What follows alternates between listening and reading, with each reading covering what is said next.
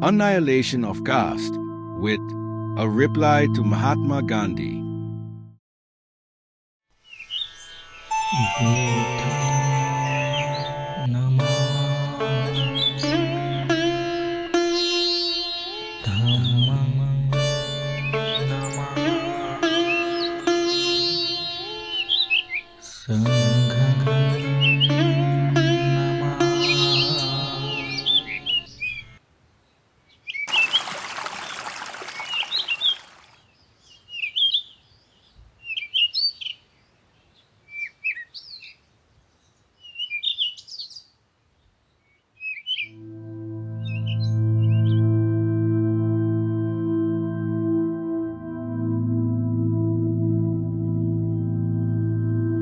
Contents. 1. Preface to the second edition. Preface to the second edition. The speech prepared by me for the Jat-Pat-Todak Mandal of Lahore has had an astonishingly warm reception from the Hindu public for whom it was primarily intended. The English edition of 1500 was exhausted within 2 months of its publication. It is translated into Gujarati and Tamil. It is being translated in Marathi, Hindi, Punjabi and Malayalam. The demand for the English text still continues unabated. To satisfy this demand, it has become necessary to issue a second edition. Considerations of history and effectiveness of appeal have led me to retain the original form of the essay, namely the speech form, although I was asked to recast it in the form of a direct narrative. To this edition I have added 2 appendices. I have collected in Appendix I the 2 articles written by Mr. Gandhi by way of review of my speech in the Harijan and his letter to Mr. Santram, a member of the Jat-Pat-Todak Mandal. In Appendix 2, I have printed my views in reply to the articles of Mr. Gandhi collected in Appendix 1. Besides Mr. Gandhi, many others have adversely criticized my views as expressed in my speech, but I have felt that in taking notice of such adverse comments, I should limit myself to Mr. Gandhi. This I have done not because what he has said is so weighty as to deserve a reply, but because to many a Hindu he is an oracle, so great that when he opens his lips it is expected that the argument must close and no dog must bark, but the world owes much to rebels who would dare to argue in the face of the pontiff and insist that he is not infallible. I do not care for the credit which every progressive society must give to its rebels. I shall be satisfied if I make the Hindus realize that they are the sick men of India and that their sickness is causing danger to the health and happiness of other Indians. B.R. Ambedkar.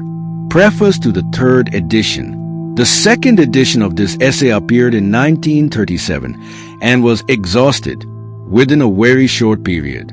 A new edition has been in demand for a long time. It was my intention to recast the essay so as to incorporate into it another essay of mine called Caste in India, Their Origin and Their Mechanism, which appeared in the issue of the Indian Antiquity Journal for May 1917. But as I could not find time, and as there is very little prospect of my being able to do so, and as the demand for it from the public is very insistent, I am content to let this be a mere reprint of the second edition.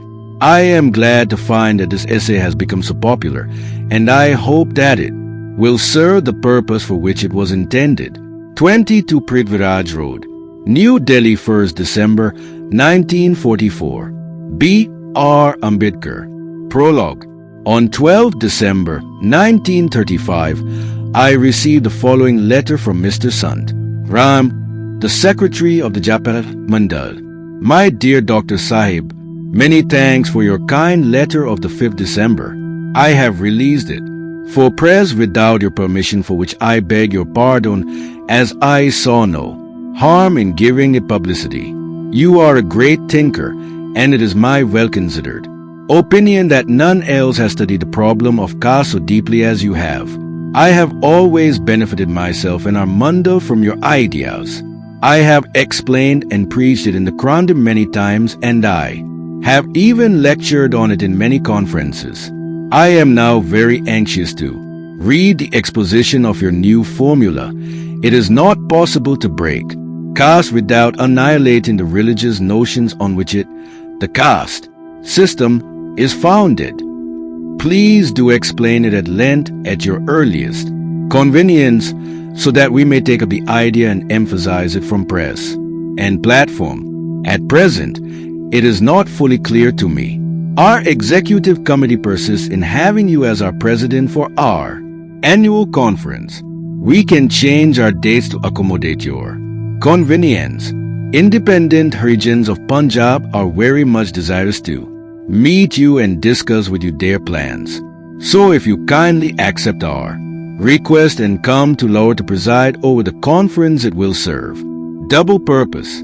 We will invite Harijan leaders of all shades of opinion, and you will get an opportunity of giving your ideas to them. The Mandal has deputed our Assistant Secretary, Mr. Ind Singh, to meet you at Bombay in Christmas and discuss with you the whole situation, with a view to persuade you to please accept our request. The Jat-Pat-Todak Mandal I was given to understand to be an organization of caste Hindu social reformers with the one and only aim, namely to eradicate the caste system from amongst the Hindus. As a rule, I do not like to take any part in a movement which is carried on by the caste Hindus. Their attitude towards social reform is so different from mine that I have found it difficult to pull on with them. Indeed, I find their company quite uncongenial to me on account of our differences of opinion. Therefore, when the Mandal first approached me, I declined their invitation to preside.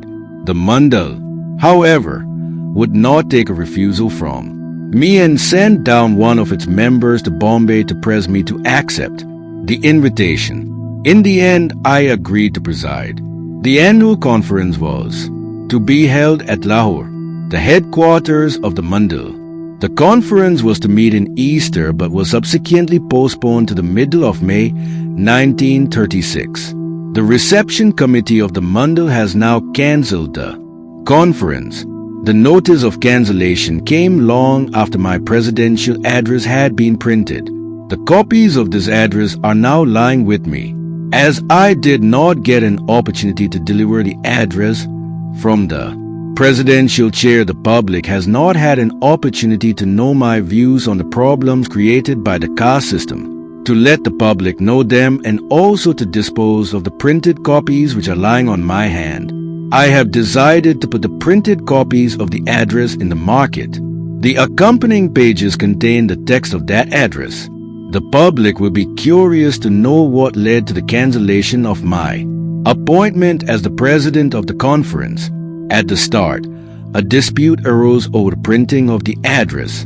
I desired that the address should be printed in Bombay. The Mandal wished that it should be printed in Lahore on the ground of economy. I did not agree and insisted upon having it printed in Bombay.